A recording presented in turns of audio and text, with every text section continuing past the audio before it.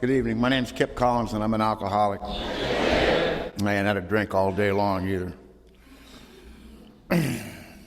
Didn't hurt nobody today.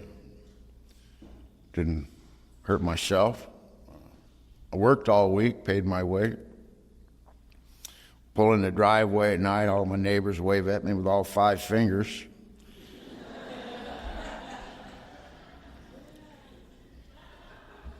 Kids come running out of the house, say, Daddy's home. You know, that might not impress y'all, but I tell you what, that sure does tickle my mother. I didn't even know people could live like that, you know. My sobriety date's May 12th, 1984. My home group is Robbers Roost. It's a closed men's meeting of Alcoholics Anonymous, and made up of about 80% ex-convicts, and we got over 500 years in prison amongst us, and we're trying to learn. We all know how to be tough guys. We're trying to learn how to be fathers and sons and members of our community, and that's our primary focus, not drink. I want to thank for the invitation to come out here. This is a beautiful building. Geez, it's gorgeous, except that it's non-smoking. But I could fix that.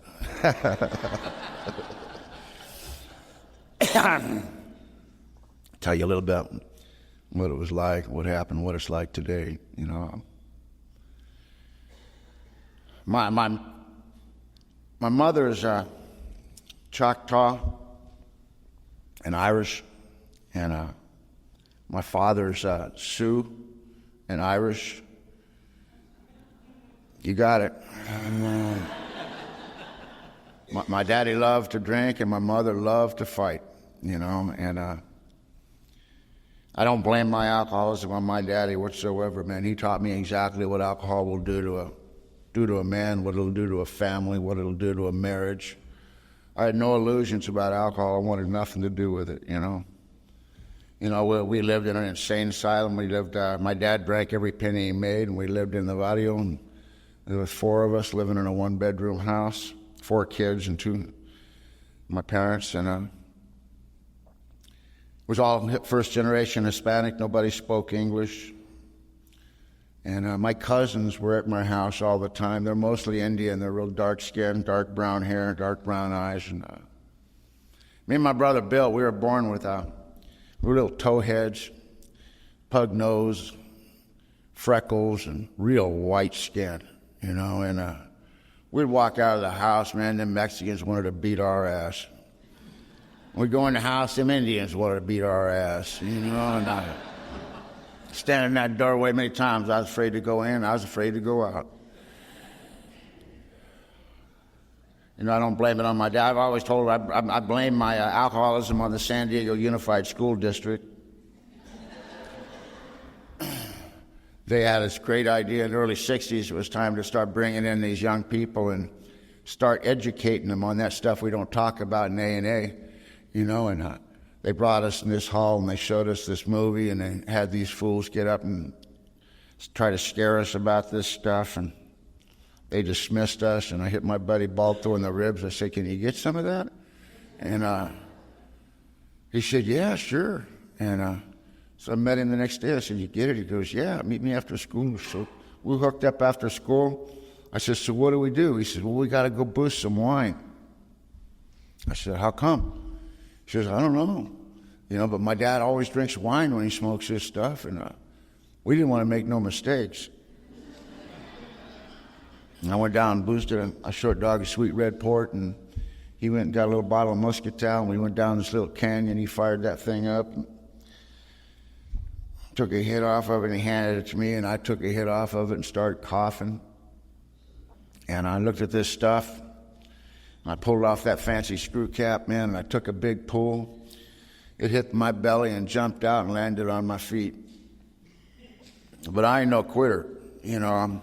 I took another pull on her, and he started doing that yo-yo thing, you know, and you got to pinch your nose, and it kind of hit bottom, and pretty soon it settled out, and I took another little pull, and that went down a little bit easier.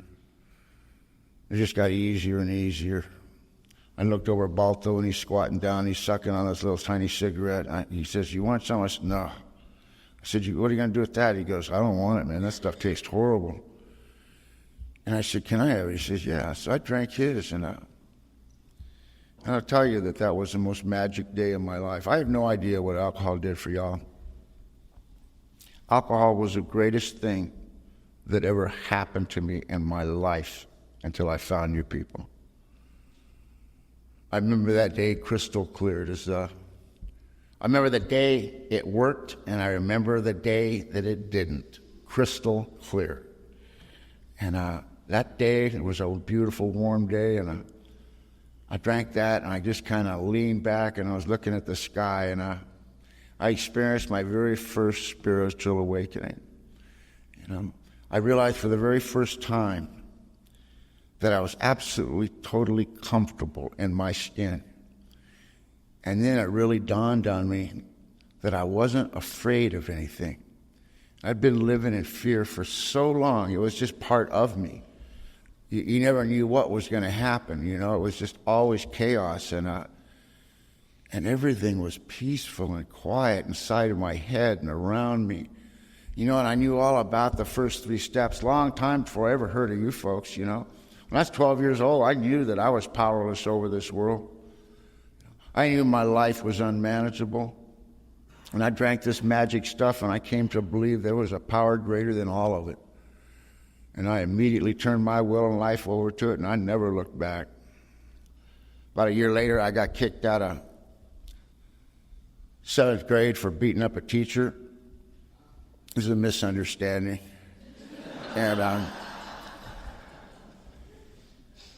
And I got home, and the school had called and ratted me out. My mom's standing there on the front door waiting for me, and I walk in, and she's standing there. She's holding this little plastic bag with this green vegetable matter in it. And she said, "What's this?" I said, "Probably just what you think it is, Mom." She goes, "Get off my property." And I was gone. I'd been waiting for her to tell me that since I was 5 years old, And I split. I got over a little town called Carlsbad. And I was talking to a buddy of mine over there. He says, "So what are you going to do?" I said, "I don't know." And this is about 1964. He says, "Hey, well, check it out. All these people, they're going up to San Francisco. And all they do up there is get high and listen to music and make love." I love music. When I was 13 years old until I was about 55, that's about all I thought about. Some other music lovers out there. All right. I share in a very general way about my adventures in San Francisco. I was the worst hippie that ever landed there. I'm a fighter. These people were not. And once again, I did not fit in. Someone would say something to me, I'd smack them, And they would get all upset about it. I smacked them, And I found out what my true calling is. I'm actually a capitalist pig, I saw what all these suburbanite kids wanted, and I saw what they were paying for it. And all my friends come from Mexico, and I called. So Balto, check it out, man. He couldn't believe it. He says, "Come on down." And we went down. We talked to his family, and we put a little thing together and started a little business. And that went along really good, for a long time, until I was about 16 years old. And then I got arrested down in Mexico with 200 kilos of this stuff. And they sentenced me to 25 years in federal prison, La Mesa Federal Penitentiary. And I had long blonde hair, and I weighed about 10 pounds, wet. And I was kind of scared, and they walked me down in there. But it turned out to be another one of the most greatest things that ever happened to me. Balto was related to everybody in there, and it was all a family business, and I was part of the family, and they just welcomed me in, and they took care of me, and that's where I got my master's degree in criminology. I love Mexico. It's a civilized country, It works on the principle of mordida, and that means the little bite, and what that means is if you can afford justice, you can have it, And I like a country that works that way. I had never had no trouble getting money, and we found the right people. I got my way out of there after about 2 years, and coming back to work doing what I was doing. And I no sooner got up here than, I was hooked up with this young gal. She got pregnant, and on my 18th birthday, the cops came in with 27 felonies, stuck a gun in my mouth, told me not to move, and they took me away. And they didn't take my girlfriend, but I wondered for a long, long time whatever happened to her, whatever happened to the baby, and nobody ever wrote me or told me. And when I finally got out of there, I went to the family, and they wouldn't tell me nothing. They said, just stay away from her. You've done enough damage to our family, man. And it was a big hole in my life for a long time about that. I married this gal right after that. After I got out of jail, she bailed me out of jail 3 times in 1 week. And I said, how come you keep bailing me out of jail? She looked at me with these big brown eyes, said, what else would I do? And I married her. I love a woman who thinks like that, Love a woman who thinks like that. God bless the pre-Al-Anons. Jeez. I hear all these jokes about Al-Anon. I love the Al-Anon family group, man. Is there any Al-Anons out here tonight? Hey, I want to thank you for keeping the world going while I was doing my thing. And I went back to prison again after that for another year. And when I got out, I had a real unreasonable parole officer, and he wanted me to get a job or something. And I got my case transferred up to a little town in Oregon, and me and Kathy, we went on up there, and she told me she was pregnant, and I got really excited about that. And one day,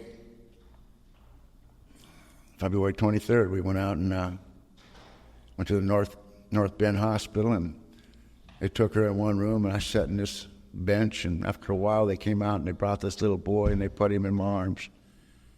And I looked at that little boy, man, and my heart exploded in my chest.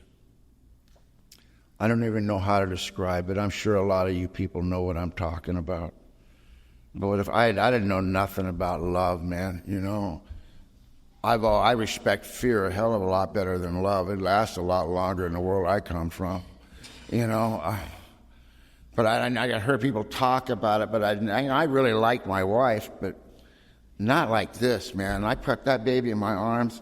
I felt head over heels, madly in love with another human being.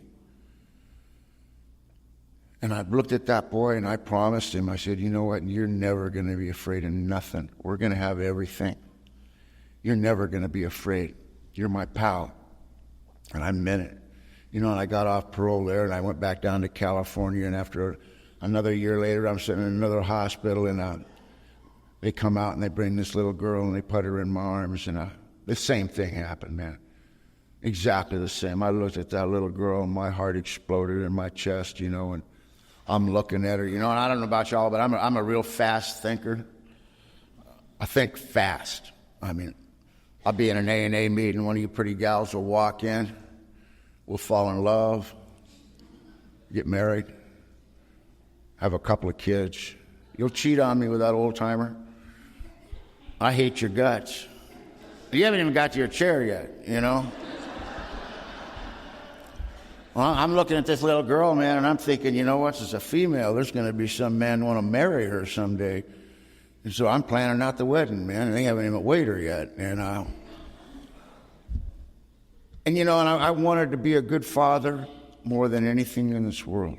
That was the highlight of my life. I think if there was anything better than being a father, God would have probably kept it for himself, and maybe he did, but man, I love being a father. Altogether, I ain't going to talk about all of them. I got 9 kids. I adopted 4 of them and raised them from young ladies and to very successful young women, and I've got 5 kids of my own. And I love being a father. My oldest is 42, my youngest is 11. I just figured out what's causing it. I sleep on the couch now. You know, my little boy, he's 11, he's my sunshine. You know, he was graduating for preschool. We went to his little graduation ceremony, and then right after that, I went over and watched my oldest grandson graduate from high school the same day. I was Twilight Zone, let me tell you. You know, I wanted to be a good daddy. I wanted to so bad, and I made a lot of money, man. I had all kinds of money. That was no problem. I bought a big place, had a creek running through it, brought my brother with me. My brother has always been with me. Anything I tell you about my brother, he was my right hand, Bill. And everything in my life was good. You know, my life was around my children. I worked once or twice a year, and I worked hard, you know, and I made a lot of money. And it was September 6th of 1976. I was playing with Frisbee with my son in the yard. My daughter and my wife had gone to school, closed shop, and school was getting ready to start. And a friend of mine came over, and we visited, and he left. And, man, I wanted another beer. It was hot that day, and there was no one there but me and my boy. You know, and I said, you know, just wait here. I'll be right back. And I got on my bike, and I went up to I got a six-pack of beer, and I come back down the road, and the fire department's there, and all the cops and all the neighbors are running towards my house. And I found out my little boy had run out in the street chasing me on that motorcycle, and he'd been run over by a truck. And I got to that little boy, and his head was split open, and I could see his brains, and his ribs were sticking out of his chest. A big piece of me died. And I sat in a hospital with that little boy in intensive care for 9 months. And every day, I don't know nothing about God. We never went to church in my life, you know, but I'd heard people talk about it. And I got outside of that hospital every night praying to that God, give me back my boy. And I'll tell you, my son, his body survived. He mentally and emotionally never grew past the age of about 4 years old. And he couldn't talk and he couldn't hear. And he had a lot of physical problems. And he no sooner got home, and my brother got real sick, and he came down with a disease called schizophrenia. And they had him committed to a hospital. And he called me from that hospital after a couple of weeks. He says, get me out of here, man. I said, well, you okay? He says, yeah, just get me out of here, man. They're locked me in here. Just get me out of here. Do whatever you got to do. And I went against my family. I went against the doctors, everything. I got my brother out of there. I brought him home, and we just kept doing what we were doing, you know. And I needed to go make some money. I put a little deal together. I was going to go to New York, and I told my brother Bill, I said, Bill, I'll be back in 3 days. Watch the kid, watch Jana Marie. And he started shaking. He says, you better not go. I said, what are you talking about? He says, I don't know. I'm coming apart. Something's wrong. And I said, you know what, man? And I handed him a handful of money. Money's fixed everything all my life. You know, I said, you know what, Bill? It's been me and you all our life. Hang tight. I'll be back in 3 days, and whatever this is, me and you'll take care of it. And I got in that cab, and I took off, and I saw my brother holding my little girl's hand, and my brother was crying, and I've never seen my brother cry in my whole life. And this thing I was doing, I got back to New York, and it went sideways on me, and instead of 3 days, I was gone for almost 3 weeks. When I got back home, my daughter was waiting for me out in the driveway, and I said, where's my brother? And she goes, I ain't seen him, Daddy. And we're going to cross that creek over here, a little mobile home over there. And I got up to his little mobile home, and I opened his door, and my brother's head rolled out of that trailer. And 3 days after I left, he had blown his head off, and there was just a big pile of maggots laid in that doorway. And a big piece of me, it was like a branch breaking. You know, as my very psyche completely just snapped. And I tell you this, from my heart to you, is that I thank God I'm an alcoholic. I don't tell you any of this because I want your sympathy or pity or flash or anything else. I just like to drive home one very pertinent point. In chapter 5, it's read at every meeting, and a lot of people just go right by it, and they don't quite understand, you know. But there's a statement that says, those among us who got here with grave emotional and mental disorders, you know. And that's who I am. I was an alcoholic before. My alcohol was in control, but after that time, my brain, if alcohol didn't do for me what it did for me, I would have joined my brother. But alcohol immediately just dissolves guilt. It immediately just takes away those pictures that are just branded right on the front of my brain. It allows me to lay down at night and get some rest. It stops the screaming in the morning. And it allows me to function one day at a time, reasonably comfortable. You know, the first time I came to A&A and y'all read those promises, man, I thought you were talking about liquor. I don't know what the alcohol did for you, man, but those promises, man, that's the closest I've ever heard of what alcohol did for me.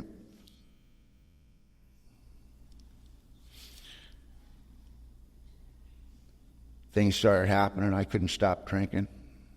My wife, she ran off with a friend of mine, man. She was in her own pain. I'm not paying no attention to her. I'm just drinking. It's just me and my little girl. My son's in this special hospital, and Jana Marie, she's just getting ready. She's just turned 5 years old, and she's crying. She says, "Daddy, what's going on? Everybody's dying. Everybody's leaving. You're acting crazy. What's going to happen to me?" And I put her up in my lap. I said, "Sugar," I said, "nothing's going to happen to you." I said, "You know, I don't need nobody. We just hit a bump in the road, man. I'm going to catch my breath in a minute, and you're going to be all right. I'll take care of everything." And I got her calmed down, and I got her put in bed. And about that time, this guy knocked on my door, an old buddy of mine. He came in, and he brought something that changed my life. I doubt if you have it. You guys all look like a real sophisticated bunch of drunks. In California, we call it Mad Dog 2020.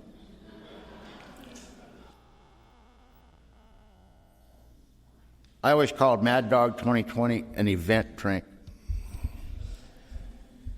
Every time I drank Mad Dog 2020, something happened. And when I was a wino, shuffling, panhandling, someone would offer me a bottle of Mad Dog. I'd drink it, but I'd always hesitate. I'd go, "Oh, this is going to hurt." So if there's any new people, you know, and you think maybe you're being a little bit too hard on yourself, and you want to go out there and try her again, get you some Mad Dog. You know, if you're an alcoholic like I am, it'll run your rusty ass back in these rooms so quick you won't even know what happened, you know. Next thing I know, this lady's saying, "Excuse me, sir, you have to get off the airplane." I was in my living room, I thought.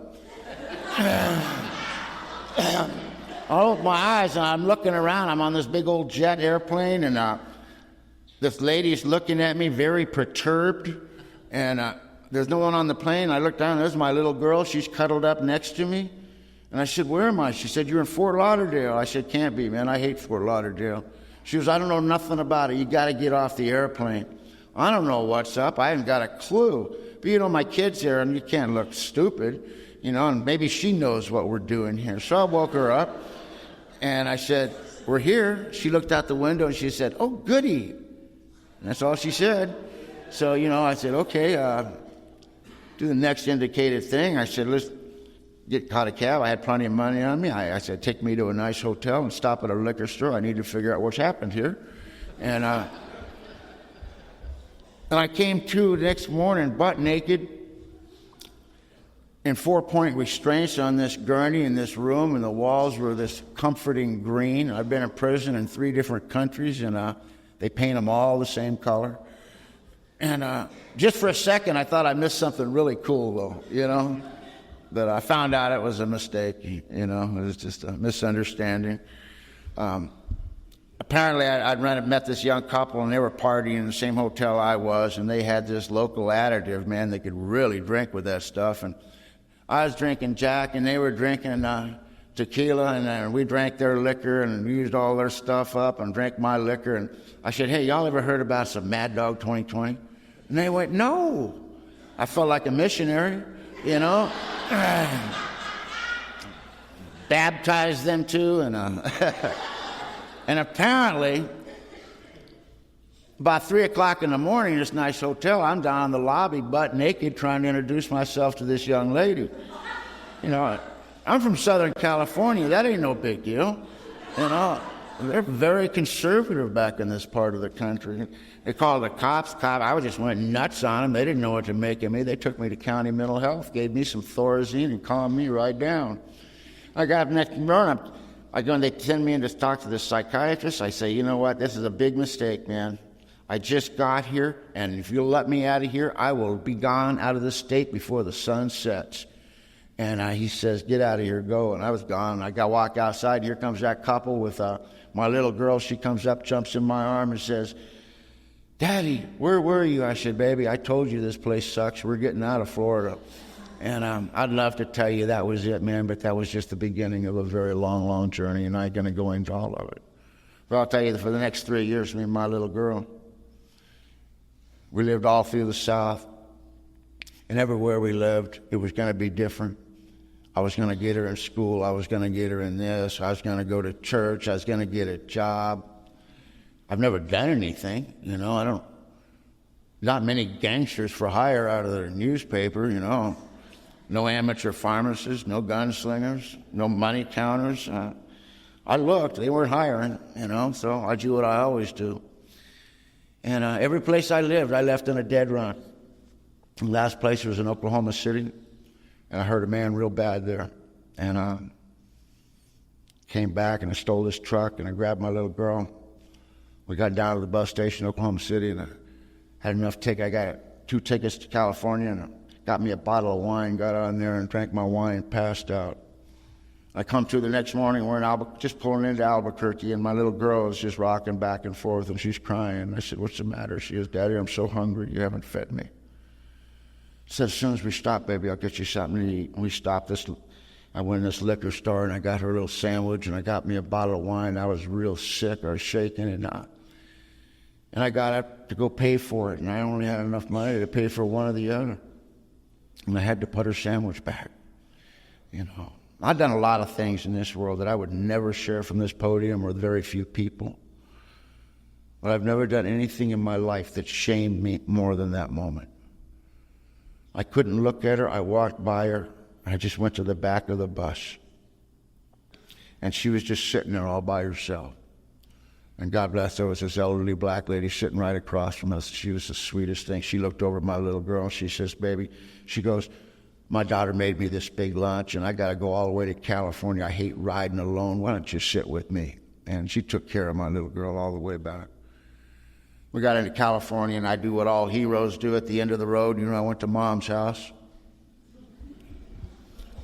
I told you a little bit about my mom, but you have not grasped exactly who she is. I watched her stab my daddy 3 different times. And one time a neighbor was yelling at me about something. She snuck up behind him and knocked him cold, put him in the hospital with a flathead shovel. And you got to respect a woman like that. In fact, you better respect a woman like that, you know. My mama, she takes no prisoners, man. She eats the babies. She's got no Al-Anon tendency whatsoever. She can release you so quick. She looked at me. She hadn't heard nothing from us in a long, long time. She didn't know if we were dead or alive. And her granddaughter was the apple of her eye. It was the only granddaughter of all of her children. She had lots of grandsons, but that was the only one, her only girl. And she opened that door, and she saw her granddaughter standing there, and she had this dirty, ragged dress on, and her hair was raggedy, and holding on this raggedy old doll and this raggedy old pillow. And she looked at me with a hate I've never seen her look at anybody in this world. She grabbed my girl. She pulled her in the house. She said, you get off my property. If you ever come near either one of us again, I'll kill you. And I knew she wasn't joking, you know, and I left. You know, the rest of my story is all hearsay.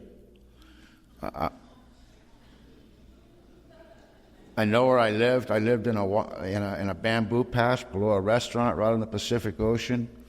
And a septic tank drained down into this bamboo, and nobody would go in there because it smelled real bad. And I would walk across Pacific Coast High right there. There was a little 7-Eleven and a biker bar. And I'd go panhandle for wine there until I got enough money for a bottle of wine. I'd go back to my bush.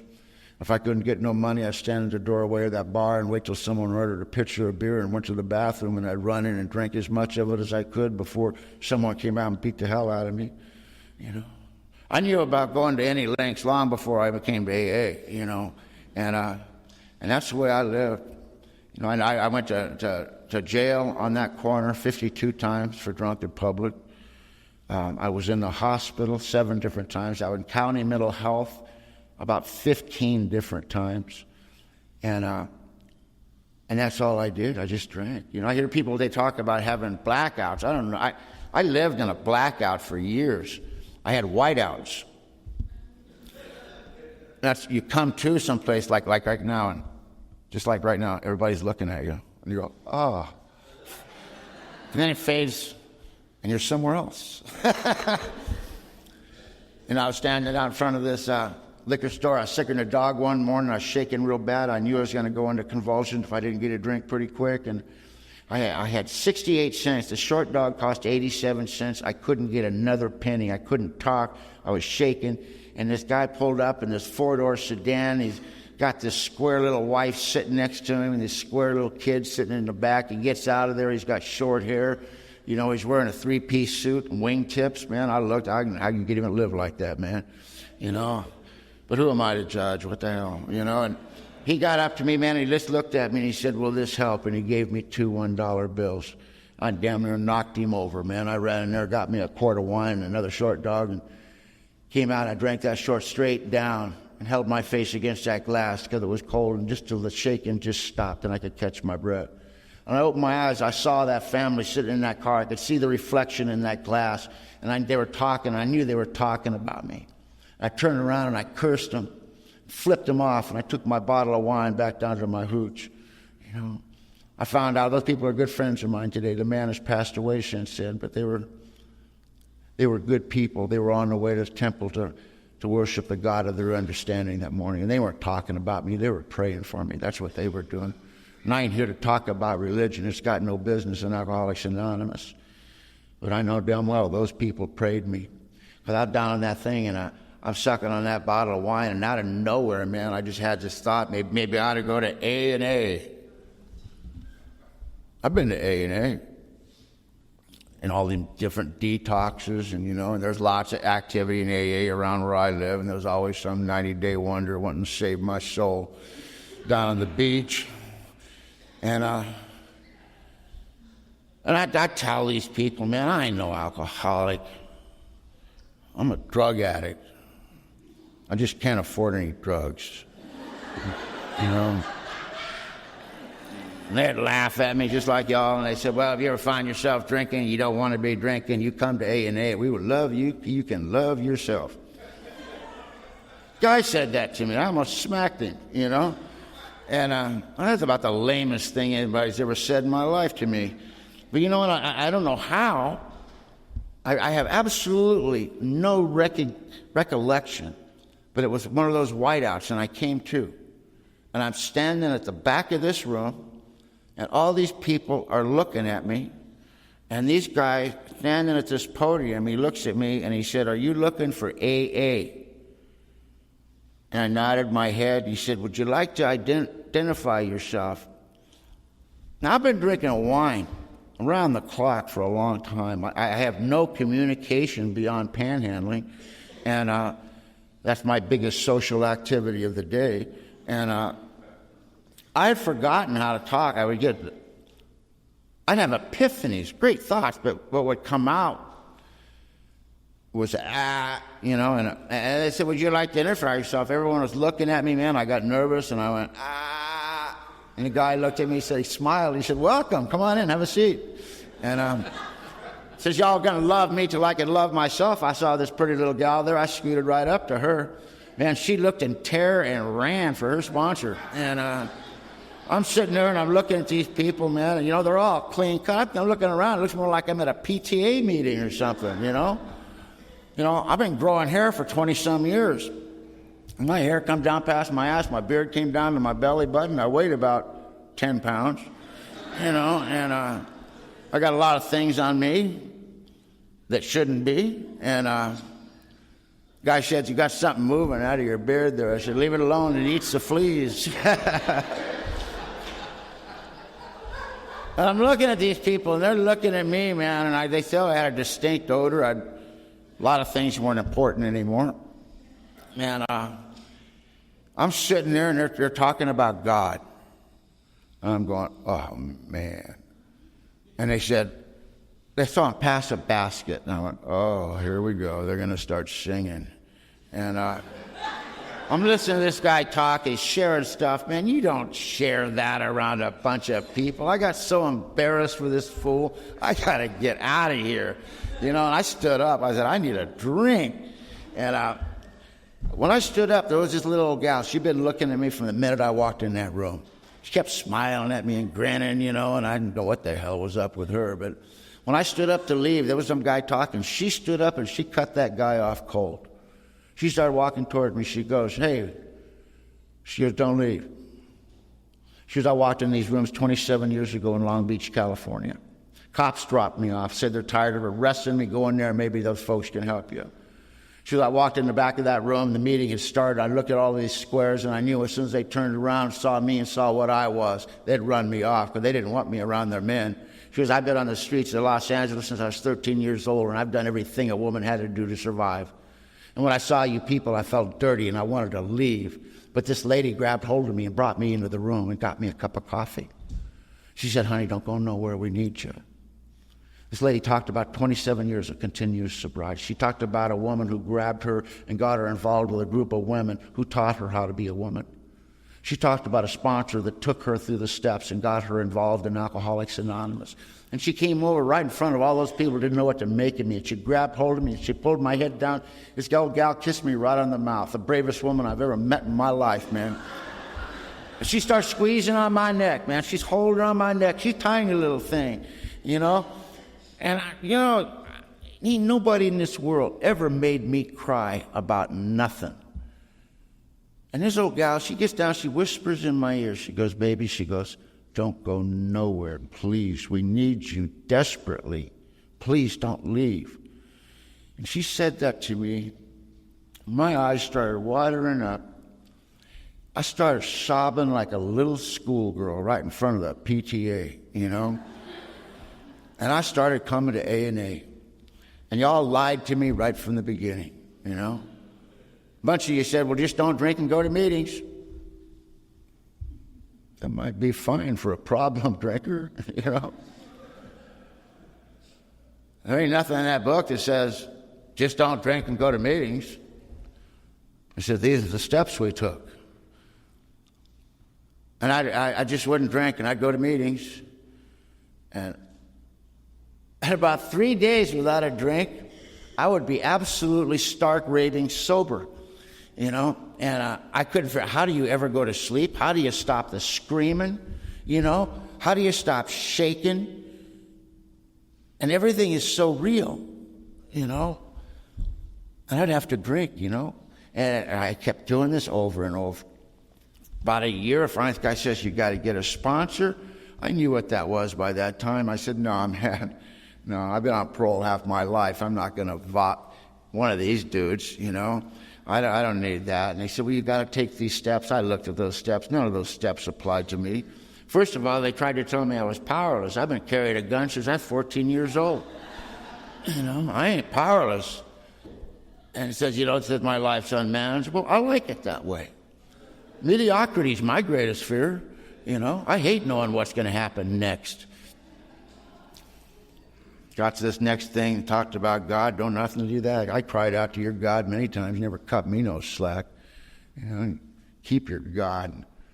Talked about this other stuff. I said, well, what the heck's this about? He says, well, you've got to write down everything that you've ever done and share it with another human being. I fell out of my chair laughing on that one. You know, I don't know about y'all, but I'm a career criminal, man, and I pride myself in no paper trails in the majority of my activities. Now you want me to write it all down and share it with the PTA. That ain't going to happen, you know.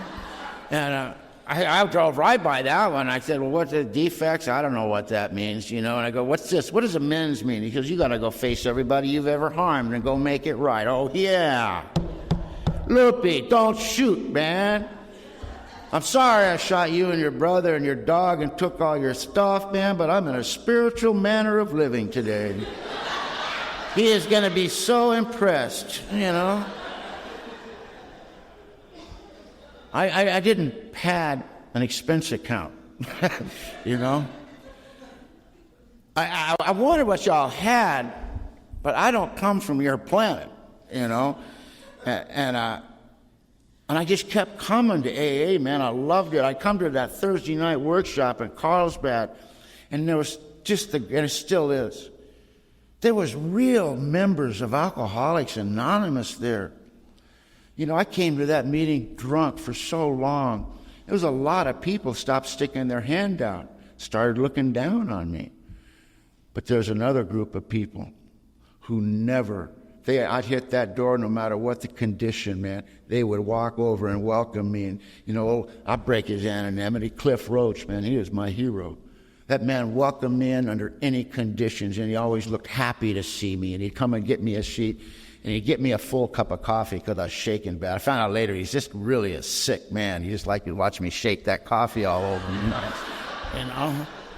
You know, and his sponsor, and Margie, and there was a Skip, and there was a whole bunch of them, man. And they would always, when I'd walk in, they'd make me feel so important, like I was the most important person in the room. And that's what brought me back. I couldn't hear what you were saying, but that's what brought me back to the rooms, because someone never stopped sticking their hand out to me. They didn't judge me. They loved me because I was an alcoholic.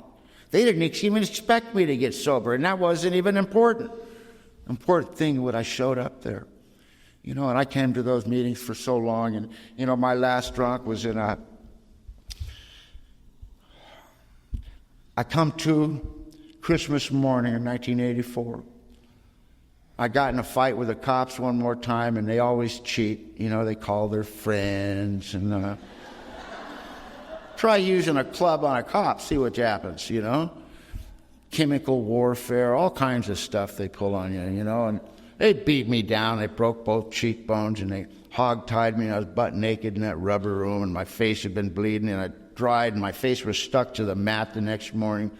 I'm trying to peel my face off the mat, and I roll over and look up at the portholes, you know, and these cops are all looking down at me laughing, you know. And I just knew Santa Claus wasn't coming. And no, they let me out of there that day. They said, you know, they knew me on a first-name basis, said, Merry Christmas, Kip, we'll see you later, and they let me out. And I made a conscious decision I ain't going back to A&A. You know, I am that person they talk about. I'm tired of being y'all's token drunk. I'm going to go. The only thing that don't lie to me is alcohol. That is the only thing that stops that screaming. It's the only thing that stops that incredible, overwhelming, if it would have been a tangible thing, it would have eaten me alive, loneliness. It's just the loneliest human being on the face of the earth. And I would take that away. I started drinking on January 6th. The worst thing that ever happened since I landed here, you know, that was the day. I've been drinking around the clock. And my body was as absolute drunk as you could possibly get a body drunk, but my mind was crystal clear. The pain, the loneliness, the terror, the regret, the guilt were more powerful than I'd ever been before. And alcohol had stopped doing these things. See, I didn't stop drinking. Alcohol quit me. I didn't quit it, you know. And when I realized, man, I could not even imagine another day like that, you know. And I pulled out my gun, and I put it up to my chest, and I pulled the trigger, and I blew my left lung and 2 ribs out. It knocked me across the room. I'm leaning against this wall, and blood's flying everywhere, and the only thought I got is, thank God this nightmare is over with. Let me out of here. And then I come to in this hospital. You thought I died, didn't you? I love it. For me to drink is to die. I go, only if you're lucky. I won't die. I'll be a 299-year-old wino needing 6 more cents for a bottle of wine. Last 25 years, I could have got a guarantee I would have died if I drank. I probably would have drank, you know, but I know I ain't going to die. Not that easy. There's an old man in A&A, I hated his guts. His name was Charlie Tuck. He was an old gangster from Chicago, the stockyards. He came in to me in a meeting one of those times. I come in, he got right down dead in my face, looked me right in the eye, says, "You think you're pretty tough, don't you, kid?" I looked him right in the eye, I said, "Charlie, I'm tough enough, don't you ever doubt that." He says, "You ain't tough." He says, "You're the scaredest son of a bitch in this room. Now, that might make you dangerous, but it sure don't make you tough." And he walked away laughing at me.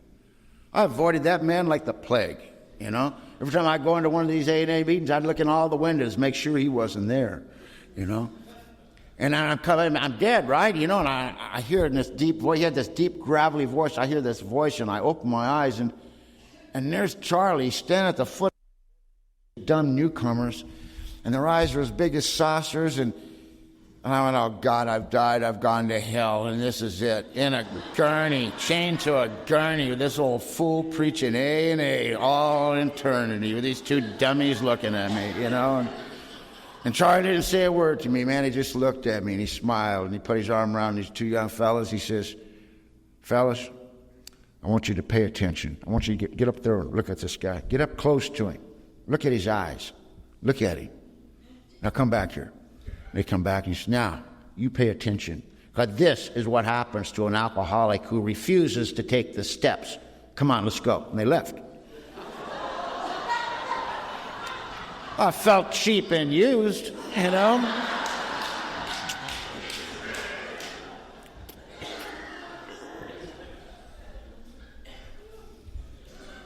I was in that hospital until April, and I got out, and nothing worked. And they had taken my gun, wouldn't give it back. Liquor didn't work, and their dope didn't work, and nothing worked. I just wanted to die so bad. I wanted things to stop so bad. And I come to on May 12th the same way I've come to 1,000 times. I come to in the very first conscious thought when my eyes open is I need to get something in my body fast. And all of a sudden, God did something for me that day. And I know how blessed, I know how fortunate I am. I never, ever take it for granted. I had a moment of clarity that day that was so crystal clear. It said that I'm an alcoholic, you know. I'm reading it. When I woke up, I was hearing the ABCs, a thread at the end of chapter 5.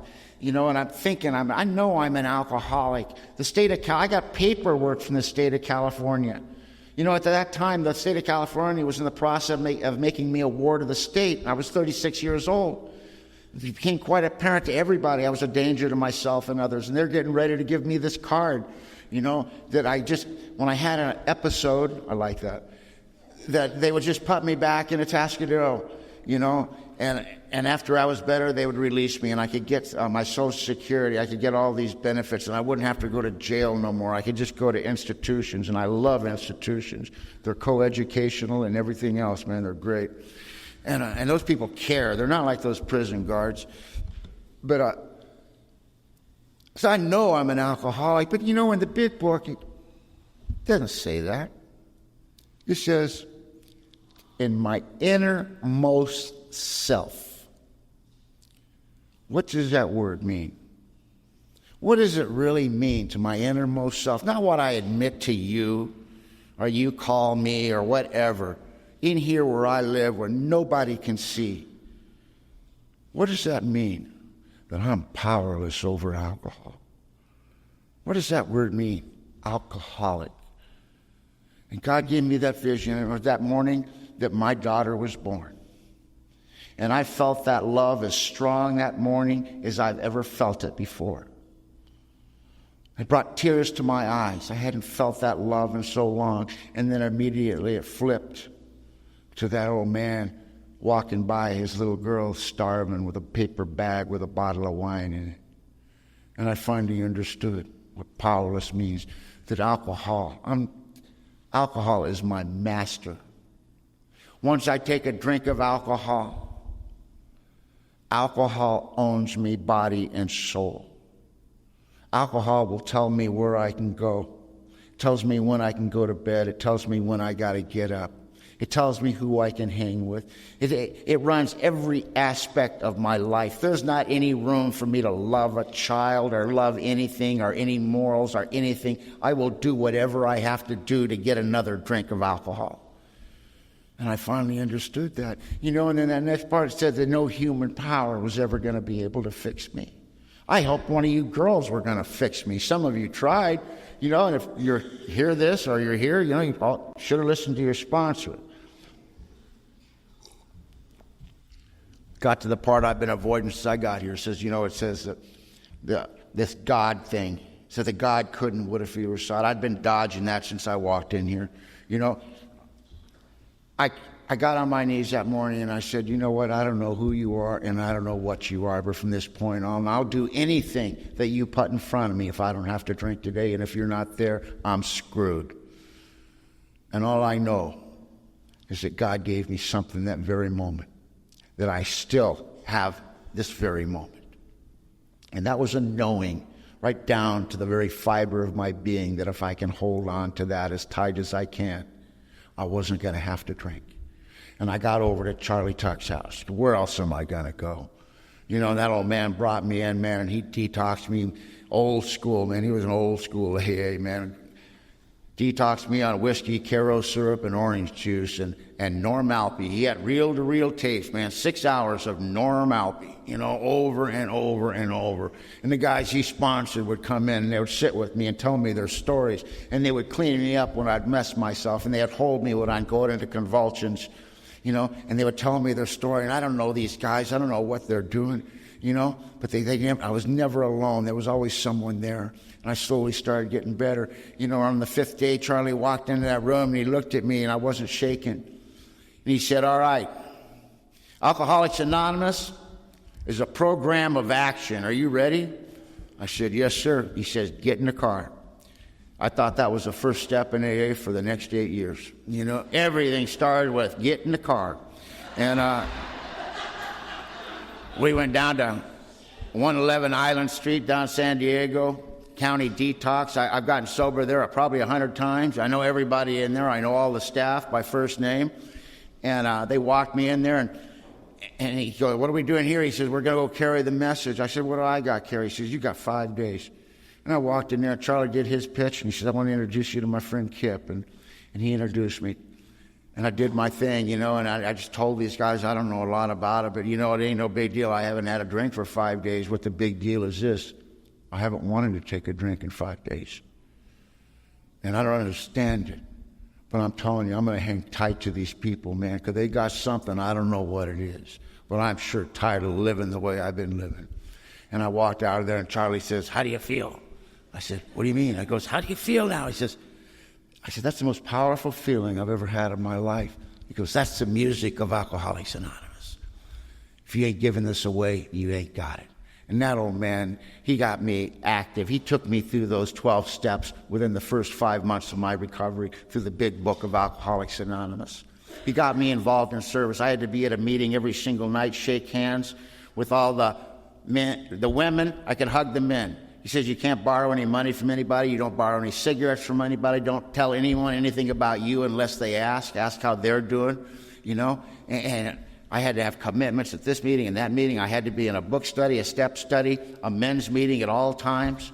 And I had to have commitment at all these meetings. I'm coming up on 90 days. I said, I almost got 90 days. He said, so what? Well, 90 and 90. He goes, show me that in the book. That ain't a book. It came out of a treatment center. Don't pay any attention to that. So I was at a meeting of Alcoholics Anonymous for the next 8 years. I didn't get any breaks, man. And things in my life happened, man. I took those steps. I followed those actions. I got involved in Alcoholics Anonymous, and things in my life flourished quickly, They told me I had to get a job. I don't know how to do anything. He goes, do you know how to pray? I said, yeah. He says, tell God you need to learn a trade, man. It's time for you to learn how to support yourself. So I got down on my knees. Said, God, Charlie says I need a trade. I'll take whatever you got. I walked out. I lived right by the street, and I stuck my thumb out, and this pickup rolled up, and the guy rolled down his window and said, hey, you want a job? Scared me to death, I said, what is it? He goes, it's painting. I said, I don't know how to paint. He goes, I'll teach you. I said, I ain't got a car. He said, my shop's across the street from here. He says, you get there, I'll get you to and from. I said, okay. I tell Charlie, I said, okay, Charlie, I have a career. He says, what is it? He goes, it's painting.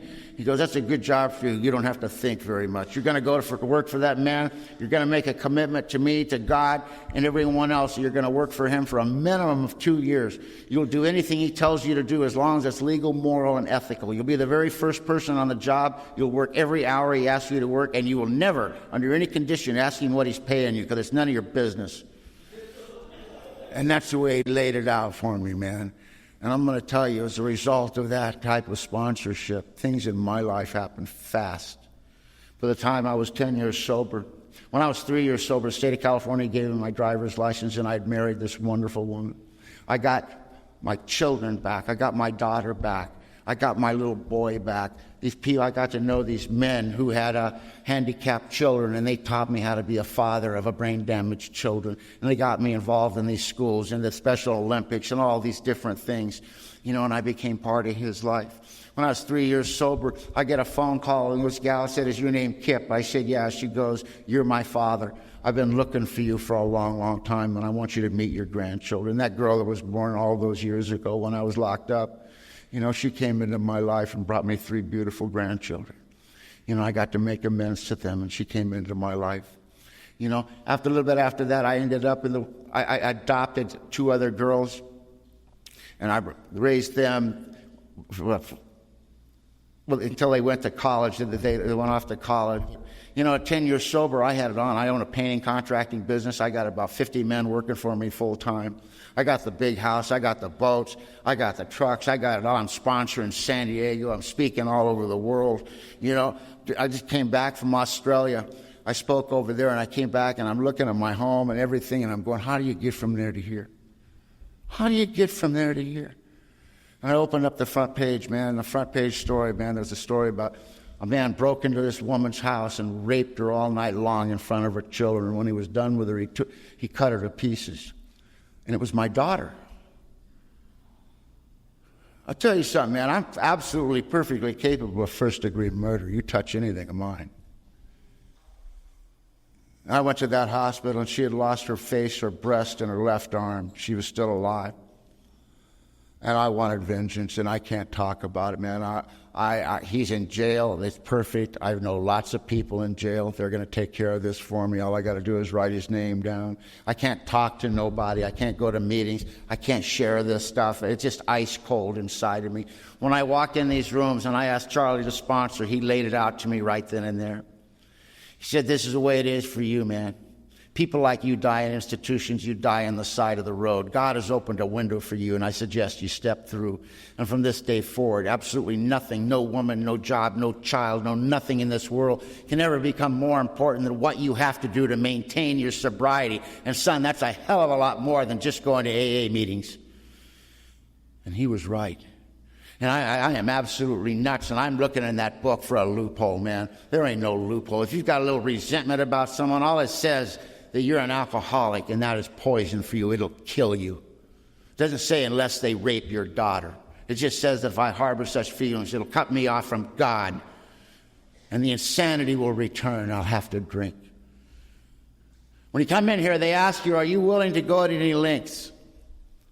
When you're new, you have absolutely no idea what that means. But everyone in this room is going to have a midnight.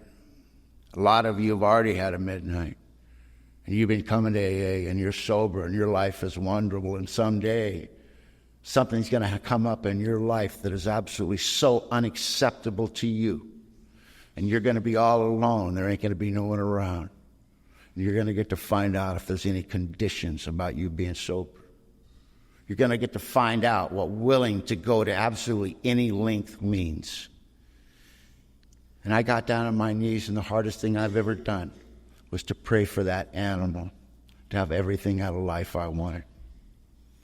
And I did that for 20 days like the book suggests. And I'm not saying the forgiveness, but the insanity came.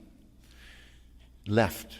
I was able to go talk to men about it. I was able to start crying about it. I was able to start feeling about it. And I was able to go be a father and a grandfather, because that was my job.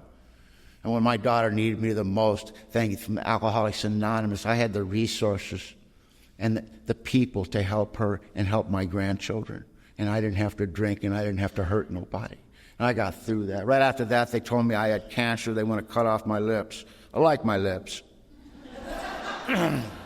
Love kissing girls, man. I think I'd miss them. And my sponsor, he said, go to another doctor. We got money. I went to 3 different doctors. I finally found this one, Dr. Asher. He's a plastic surgeon. And he did this surgery on my lower lip. And he took a lot of it out. And he says, well, are you allergic to any kind of medication? I said, anything that affects me from the neck up.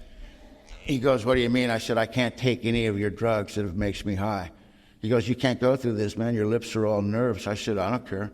I'd rather die of the cancer. I'm not playing no games, man. I'm walking through an incredibly emotional part of my life. It's painful. And if I hide from that pain, I don't know if I'll ever get sober again. See, I'm not real smart, and I ain't telling you what to do with your medication. That's your business. My wife won't leave me if you get loaded, I don't play no games. The only thing I know is that no matter what I got to do to stay sober, it's easier to stay sober than it is to get sober again. That's all I know, man.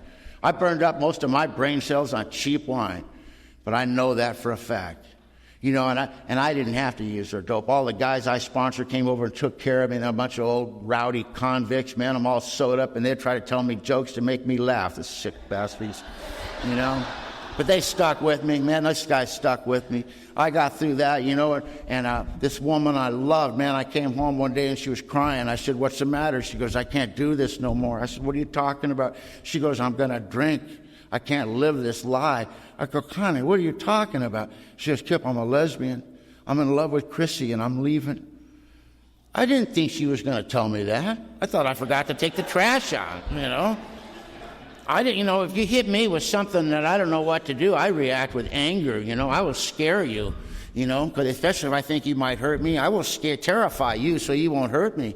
And I started calling her all kinds of names, threatening, and I just went nuts, and I had joined the Catholic Church by then, and she was Catholic, and I went over to go see my priest, Father Bill Wilson, And he was a sober member of Alcoholics, 28 years, man. He was from Ireland. And I went over to the parish, and I'm talking to him, and I'm telling him this stuff. And he's looking at me, he goes, oh, poor Kip. She says, oh, Kip, you must feel like life has screwed you square in the ass. I said, that's it, Father. That's exactly how I feel. So what do you think? He says, I think you make me sick. He says, you ever read that book you're talking about? Always talking about that book. You ever read it? And I go, what are you talking about? He says, well, why don't you try reading page 61? The guy that thought he could wrest satisfaction out of life if he did everything just right. He goes, you tell me all these wonderful things you did for her. You took care of her children. You gave her this. You gave her that. Did you do that because you loved her and it was your job, or was there some kind of hook in it? Because when you give something to someone you love, there's no hooks. He says, can you imagine the courage it took for her to come and face you? How much easier it would have been for her to leave. He goes, you have enough trouble with your own sexuality. She's not your property. I said, so what do I do? He says, she's been a good wife. She's a good member of Alcoholics Anonymous. You give her anything she wants. And she took my boat.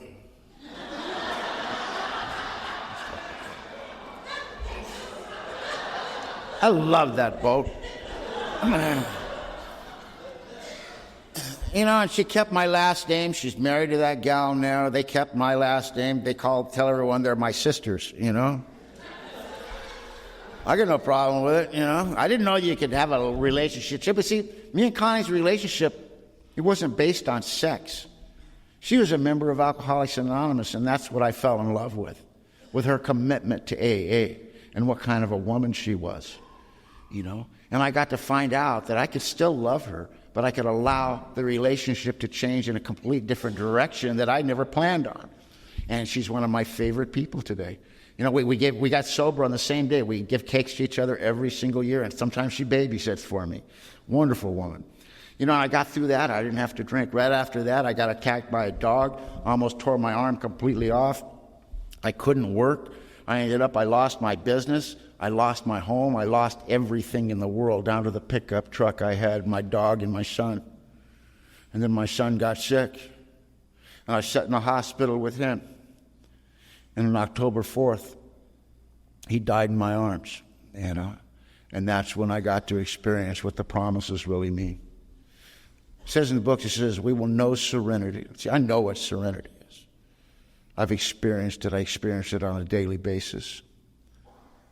Serenity isn't watching a beautiful sunset, with a beautiful gal with a pocket full of cash, but it's nice, Serenity is watching the things that you love the very most die and leave, and hurting more than you know is humanly possible to hurt.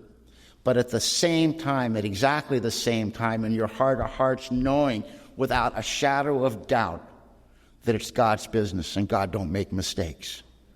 He just don't make any mistakes. And my job is not to judge any of it. I can hurt and I can pain and I should grieve when something leaves. That's part of the human experience. He goes, but I don't have to live there. And everything was gone. It was just me. I said, what am I going to do? He said, I'd like to get involved with a gal. I'd really like to have a relationship. He goes, Kip, he says, stop. It's absolutely possible for an alcoholic to have a relationship if they need to be in one. That is not a relationship. You're just looking for some woman to validate you as a man. You've been hurt tragically, your own sexuality. You need to stay away from women until you don't need a woman to validate you. I said, can I date? He said, keep it light. And I did.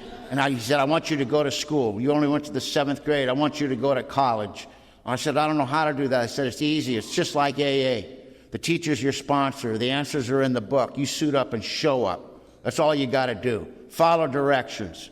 Make a commitment, just like you do in AA. Just do the same thing to school. And I did that, and I went to school.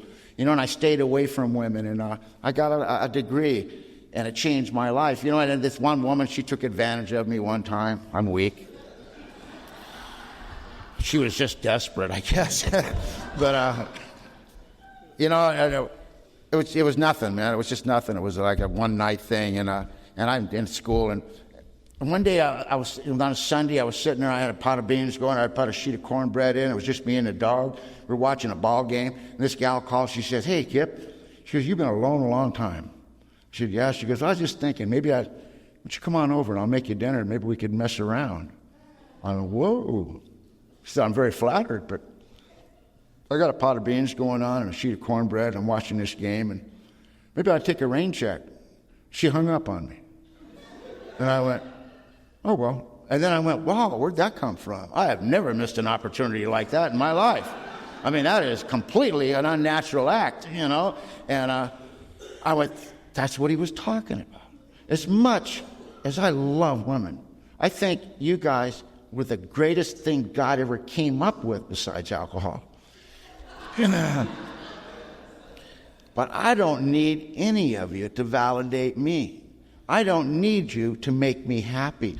I am really comfortable with Kip. I like Kip. I like hanging out with him, And you guys can add to it, but I sure don't need you. And I went, that is so cool, man. I've loved this. And I said, but God, be your true. If it be your will, I would love to experience true will at least once more. But if not, that's cool. The next day, I get a phone call. This lady says, she got in a car wreck last night. She was drunk. She has massive brain damage. She's never getting out of the hospital. I said, wow. I couldn't figure out why she was calling me, but I said, I haven't seen this girl in over a year. And she goes, I said, is there anything I can do to help? She goes, yeah, you can come and pick up your daughter. I said, my daughter? What are you talking about? She goes, you don't know, do you? I said, no, what? She goes, you got a 3-month-old daughter. I'm not raising any more kids, and you need to come and get it or tell me what you want to do. And I went, okay. I said, where are you? She goes, I'm in Burbank. And gave me an address, and I got in my little car. I drove up to Burbank. It's about 100 miles from me. I knocked on this apartment door. This lady opened the door. She said, you Kip? I said, yeah. She goes, here you go. She handed me a bassinet and a diaper bag. Said, good luck. I looked at this little girl. She has my nose. She looked at me and she grinned. My heart exploded in my chest, and I felt head over heels in love. All my guys say, hey, you got to get a blood test. I said, no. God gave me this baby. I ain't giving it back. I don't care if she's mine or not. She's mine. And she is mine. And she just turned 13 years old. And I'm involved in every aspect of her life, and I has been since I got her. She's involved in all. I'm a member of the PTA. and I have opinions. A lot of them hate me, I can live with that. It was just me and her, and then for almost a year and a half, and then a gal that I've been on many committees, she got sober the same time I am. She's just completely different. The only thing she's ever had to do with a cop is she dated one once, I mean, she's got 3 degrees. She's just an incredibly successful woman. And she asked if she could hold my baby one night. I said, do you know how to hold a baby? And she goes, give me that. And I gave her my daughter, and I saw the way she was looking at her, and I never saw that aspect of her, I never saw that little facet. And I looked at her, and I said, you like kids? She goes, I've wanted to be a mother all my life. And I said, really? I said, well, what's going on with your husband? She goes, we got divorced 2 years ago. You didn't know that? I said, no. I said, what happened? He goes, well, I wanted to have kids, and he didn't. I said, oh.